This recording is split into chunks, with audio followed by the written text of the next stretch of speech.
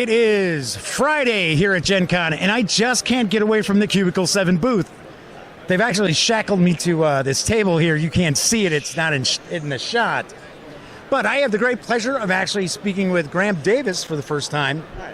And we are going to chat about 4th edition Warhammer Fantasy Roleplay. Fans of Warhammer Fantasy Roleplay know Graeme. He has been involved with the previous 3 editions of the game. That's right. So he's not a newcomer to the system at all. Nope. So let's jump in. Let's talk a little bit about how does 4th edition improve upon what gamers may have seen in 3rd edition? Because I know there's a difference. Oh, yes, there's quite a considerable difference. And if I may backtrack for a little while, every previous edition has had its weaknesses. With 1st edition, it was the mechanics. With 2nd edition, not everybody liked the Storm of Chaos setting. With 3rd edition, not everybody liked the dice pool system and all the components.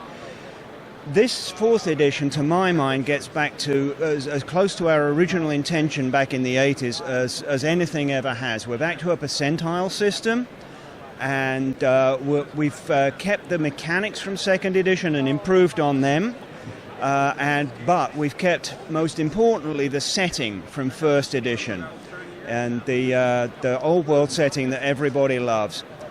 So the Storm of Chaos, a lot of intrigue. That's right. A lot of backstabbing, a lot of political maneuvering. That's right. Yes, the Empire is in peril, but it's not apparent to everybody yet. The Storm of Chaos. Hey, that sounds familiar. Yeah. Living here in the U.S. We're not go political on that one. You may say that, but I couldn't possibly comment. But yeah, so the threat of chaos is there. It's real. Not everybody realizes it, and the players have a chance to get involved and maybe win a few small victories and stave off the worst. The most exciting thing from my point of view is the Enemy Within Director's Cut. The Enemy Within was the defining campaign for 1st edition. It's got quite a reputation. People have said some very kind things about it down the years. Was that 4 or 5 parts to that? It depends, because the first 2 episodes came out as modules initially, but were very quickly reprinted together in a hardback. Okay. So depending on how you count it, it's 5 or 6. 5 or 6 volumes. I'm doing 5 volumes, and Cubicle 7 has given me carte blanche and the ability to make the campaign that Jim Bamborough, Phil Gallagher and I wanted to make from the very beginning, but which for various reasons didn't come to pass. And I'm just having the time of my life doing that. And also for players, a lot of people have played the campaign before. A lot of players think they know what's going on, so I've given the GM some options. So if some player is trying to use that knowledge to get an unfair advantage, the GM is provided with many ways to turn that knowledge against them in a humiliating and embarrassing fashion. Okay. So it'll be fresh for old grognards as well as for people who are new to the game.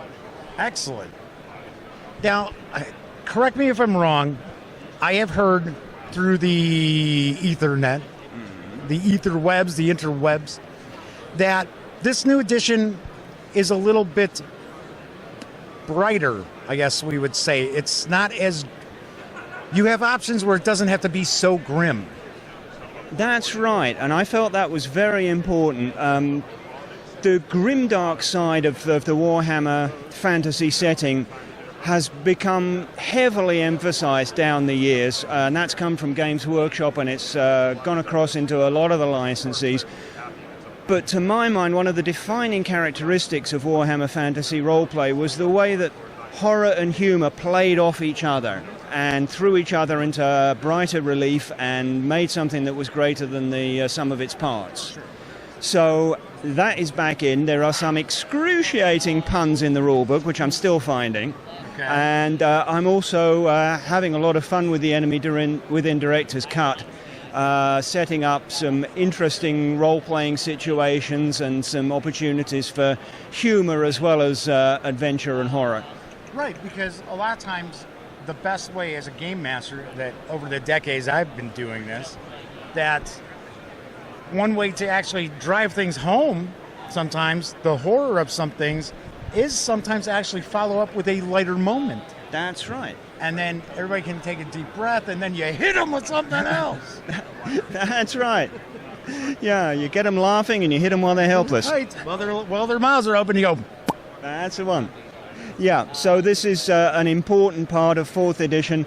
The fans have been so good to Warhammer Fantasy Roleplay over the last 30 years. There have been so many different publishers with huge gaps between editions and publishing.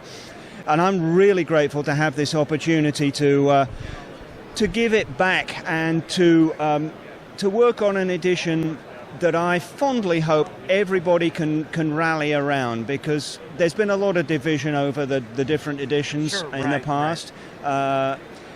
But everybody who's come to the booth at the show, I'm very gratified to say, no matter which edition they favour, have found a lot to like about 4th edition. And I'm really hopeful that it will be the closest to our original intention. We'll finally get to be the game we wanted it to be. Sure.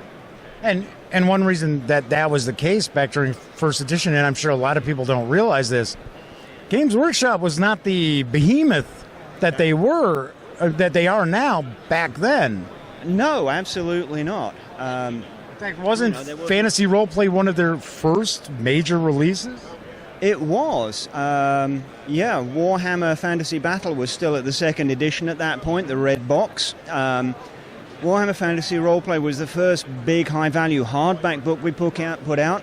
A month later, 40k Rogue Trader came out, and then that started the process. Then we had Warhammer 3, the orange hardback, and it went from there. But at the time, we were kind of making it up as we went. All we knew was that we were making something that would be the anti-Dungeons and Dragons. The world hadn't really coalesced. The sort of values and core points of the mythos hadn't come together. They did to some extent during the making of the 1st edition book, but now we've got so much more to work with, and it really can be the game we dreamed of making. Wonderful. Yeah. Graeme, I know a lot of folks watching this interview are actually also going to catch the taping that I'm going to do of a panel you're doing in just a little bit. Right. Any final thoughts that you want to share with my audience right now? I'd like to say that if you have ever enjoyed Warhammer, whether it's the battle game or any editions of the role-playing game, you will find something to like in Warhammer Fantasy Roleplay 4th edition. A lot of people seem to think that it can't be all things to all people, and I can say, without tooting my own horn, because I did very little work on the core rulebook, a lot of other people put a lot of hard work in, but they have done a marvelous job of capturing the essence of Warhammer and absolutely crystallizing it in a way that it captures everything that everybody loves about Warhammer. And you heard it here, folks. It's everything to everyone. That's what Graeme said. It is. And I know it sounds like a huge and preposterous thing to say. Quite a bit of hubris there. Well, not on my own behalf, because as I say, I had very little to do with the rule book. I've been concentrating on the Enemy Within Director's Cut. Sure.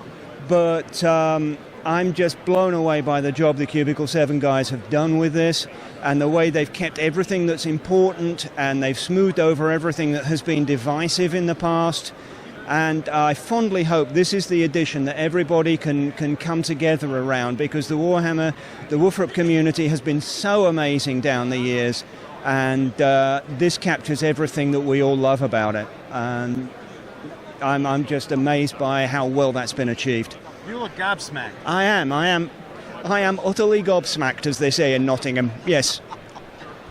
Well, Graeme, as I had already mentioned to you, Dominic, earlier, if this had released here at Gen Con, and it's not going to come out until it's ready. Right. I told Dominic that Paizo would have had some competition for the longest line, because this would have sold out, I guarantee.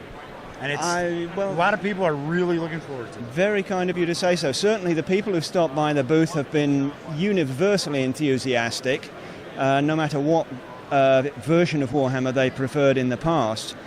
And it is a great shame that we couldn't have had it ready here, but on the other hand, it's important to do it right. Right. And that was the bane of first edition, because we had a hard deadline. We had to get it out for Christmas '86, and that's why the mechanics were so clunky. And but within a couple of weeks, the PDF will be ready. Mid-September, I've been told. The hardback will be here. Wonderful. And that's not too long to wait, considering if we put out a flawed edition, people would have had to live with that for 4 or 5 years. Right. Exactly. Well, Graeme, thank you so much for chatting with me. Well, thank you It's very very much. nice to meet you. I've enjoyed it. Great meeting you too. Enjoy the con. Thank you.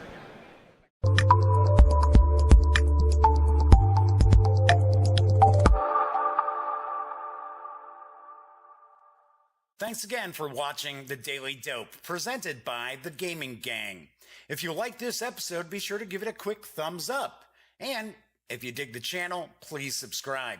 If you'd like to check out our previous episode, click right here. And if you want to check out a somewhat randomly selected episode, give a click right down here. It'll be like opening a box of Cracker Jacks. You just don't know what you'll get. Once again, thanks for watching, and I'm Jeff McAleer.